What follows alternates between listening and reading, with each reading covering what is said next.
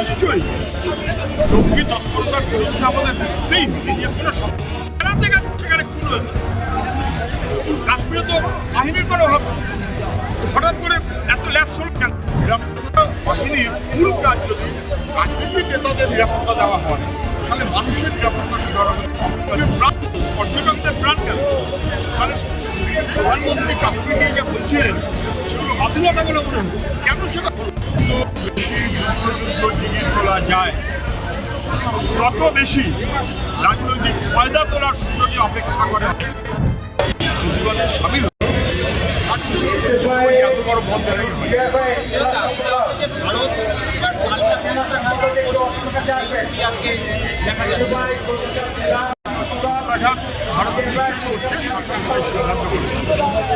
পুলওয়ামার পরপরটা মালা করবে ঘটনা সবার মনে হয়, কিন্তু পুলওয়ামাকে নিয়ে যে প্রশ্নগুলো উঠেছিল তার উত্তর কিন্তু আজও পর্যন্ত হয়নি।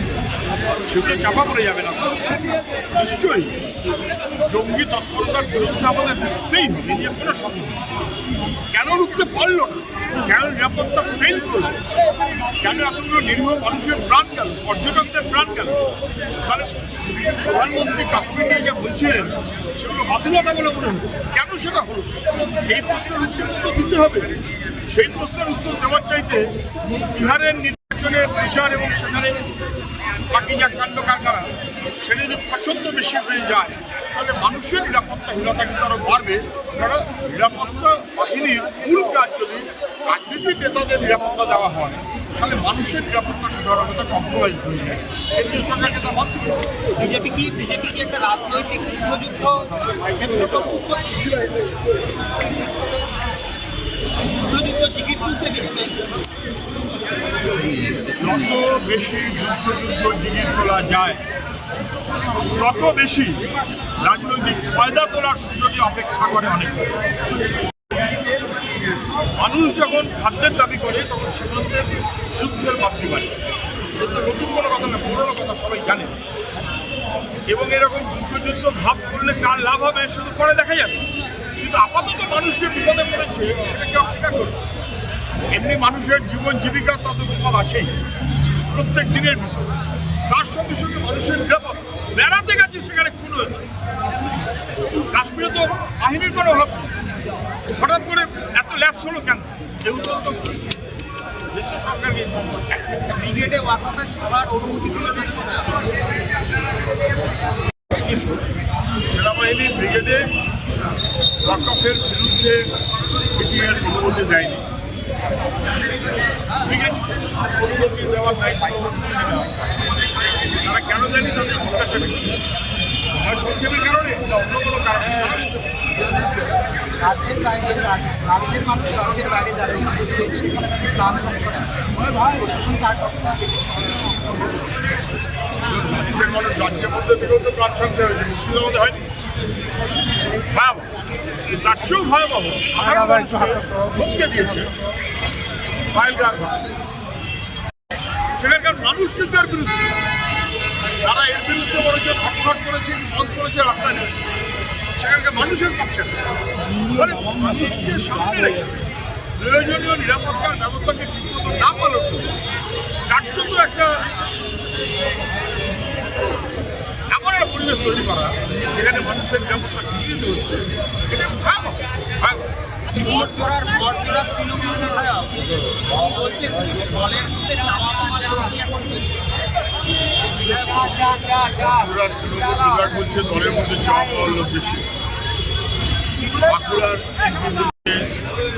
ওরা এখন ধান্দাবাজি করছে, প্রশাসন যারা চাওয়া পাওয়া বেশি করে, যারা ধান্দাবাজি বেশি করে, তারা যখন রাজনীতির নেতা হয়ে যায় তখন অন্য কারোর ঘাড়ে দোষ চাপাতে চায়। দলের মধ্যে মানুষ তার নিজস্ব চাহিদা পূরণ করবার জন্য লড়াইতে থাকে। তার বিরুদ্ধে যারা আক্রমণ প্রতি মুহূর্তে তারা কখনো মানুষের হতে পারে না। মন্ত্রার এমএলএই আর বাঁকুড়ার এমপি হোক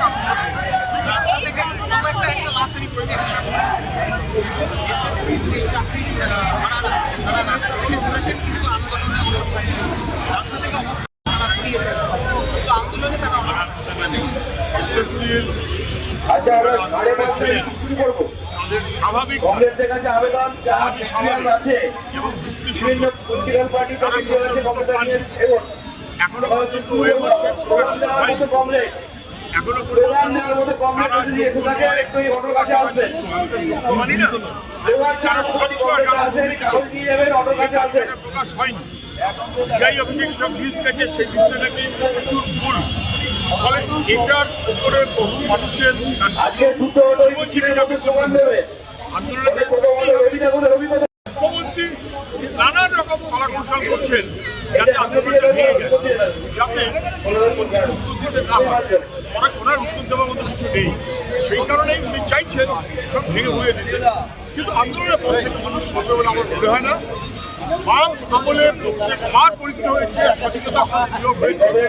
এই সরকার কেন পারেনি? এই সরকার উত্তর দিতে হবে। আর স্বচ্ছদের পাশে আমাদের সবাইকে দেওয়া হবে।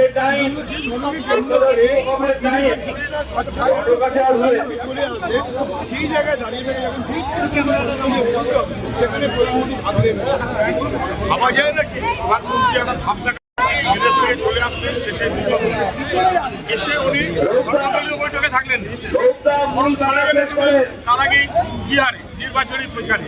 প্রধানমন্ত্রীর কাছে প্রায়োরিটি করতে মানুষের জীবন না অন্য কিছু।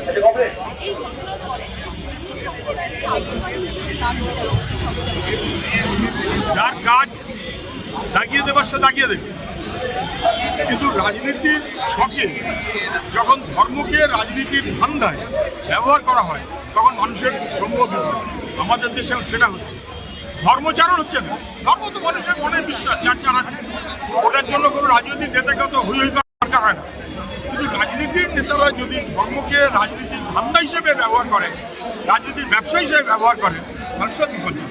দোকান দিতে যারা পারেন এবং কমপ্লেন্ট না থাকলে এই অটোর কাছে একটু আসেন, কাগজ দিতে হবে। যে বলছে সে হিন্দু ধর্মেরও কিছু মানে বোঝে না।